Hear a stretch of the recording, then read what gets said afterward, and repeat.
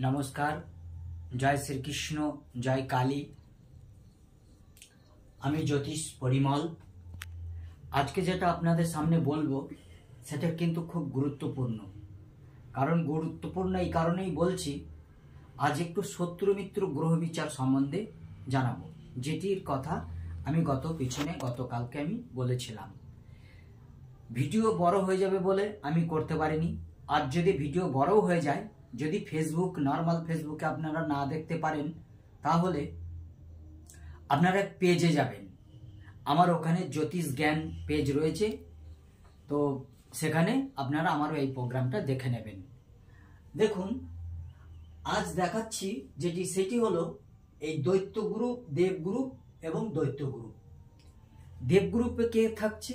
দেবগ্রুপে থাকছে দেবগুরু বৃহস্পতি, রবি, চন্দ্র, মঙ্গল। আর দৈত্য গ্রুপে কে থাকছে?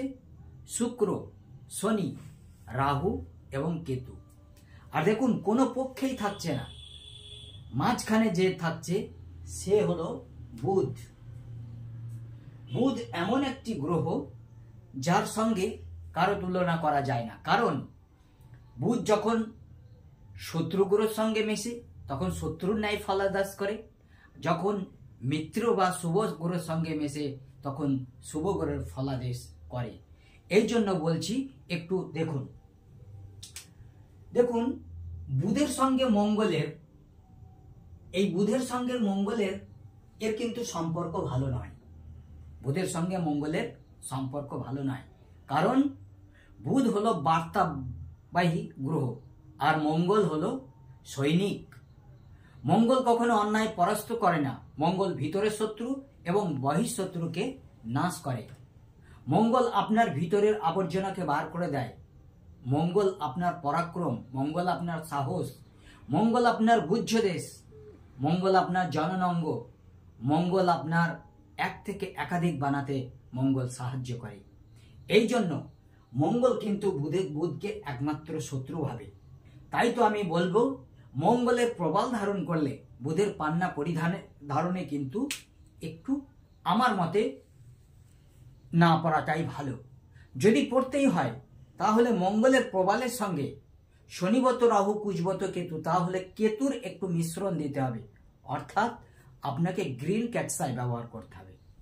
গ্রিন ক্যাটসাই ব্যবহার করলে আপনি কিন্তু মঙ্গল এবং বুধ এবং কেতুর ফলাফল পেয়ে যাবেন, তাতে রেজাল্ট ভালো দেবে। এবারে চলে আসি এবারে চন্দ্রমা। চন্দ্র হলো আমাদের মা, চন্দ্র হলো মা, আর বুধ হলো বালক গ্রহ। তাহলে চন্দ্র বুধকে আপন ভাবছে, কিন্তু বুধ এমন একটি গ্রহ, বুধ চন্দ্রকে কিন্তু শুভ ভাবে না, শত্রুই ভাবে। কারণ হলো এটাই, চন্দ্র কখনো ছিন্ন চন্দ্র হয়, কখনো প্রবল চন্দ্র হয়। আমাদের কৃষ্ণপক্ষের অষ্টমী তিথি থেকে শুক্লপক্ষের অষ্টমী তিথি পর্যন্ত ছিন্ন চন্দ্র থাকে। আমাদের শুক্লপক্ষের অষ্টমী তিথি থেকে কৃষ্ণপক্ষের অষ্টমী তিথি পর্যন্ত প্রবল চন্দ্র থাকে। এই জন্য চন্দ্রকে কিন্তু চন্দ্রের সঙ্গে বুধের একটি সম্পর্ক ভালো নয়। তাই বলে একেবারেই নয় যে বুধ আর চন্দ্রের সম্পর্ক একেবারে খারাপ, তা নয়। কারণ বুধ আর চন্দ্র যদি আমাদের জন্মছকের শুভভাবে এক গৃহে বসে থাকে, অর্থাৎ নবম ভাবে, লগ্নের নবম ভাবে যদি চন্দ্র আর বুধ বসে থাকে, তাহলে কিন্তু প্রচন্ড স্মৃতিশক্তি হবে। এবারে চলে আসি এবারে চলে আসি রবি এবং রাহু। দেখুন, রবি এবং রাহু এরা কিন্তু একেবারে মারাত্মক গ্রহণ যোগ তৈরি করে। আপনি রবির চুনি পড়লেন, আবার রাহুর গমেদ পড়লেন না, একেবারে দুধ আনারস খাওয়া মতো।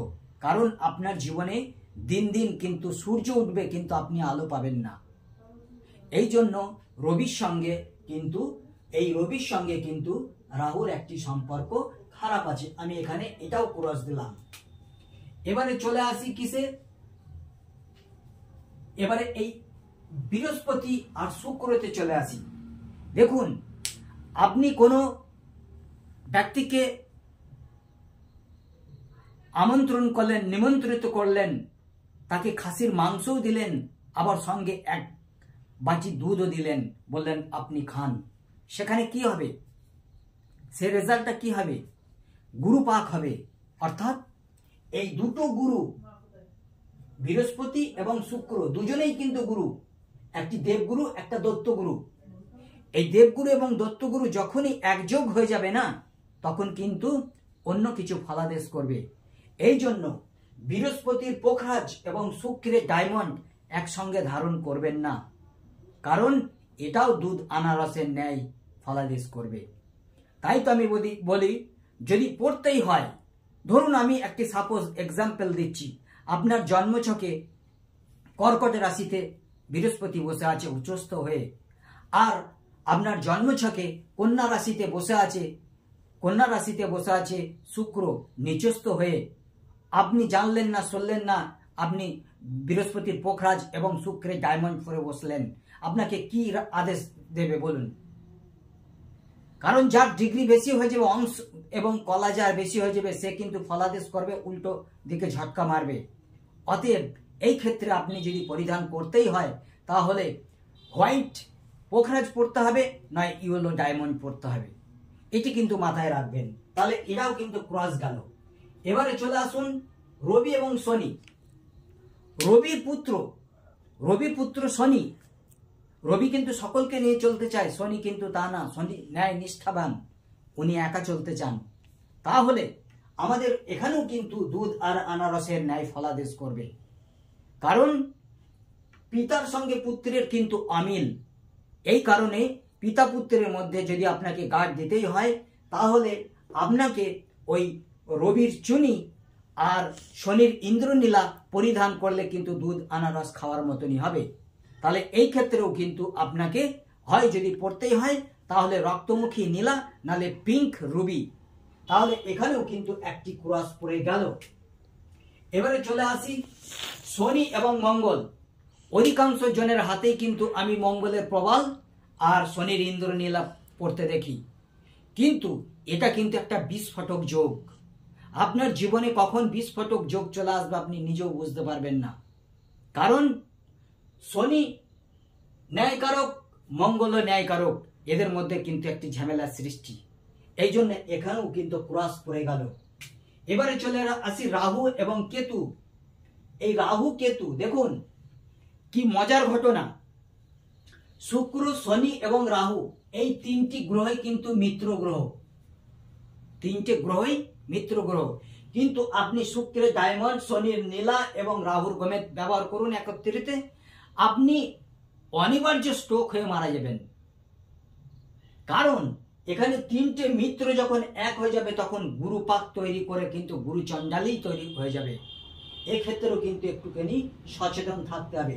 তাহলে যদি পড়তেই হয়, তাহলে শুক্র এবং শনির একটি বুলুজারকান, একটি দামি বুলুজারকান, আর রাহুর একটি গোমেদ আপনাকে পরিধান করতে হবে, নাহলে কিন্তু উল্টো পাল্টা ফলাদেশ করবে, আপনি অ্যাক্সিডেন্ট ঘটিয়ে ফেলতে পারেন।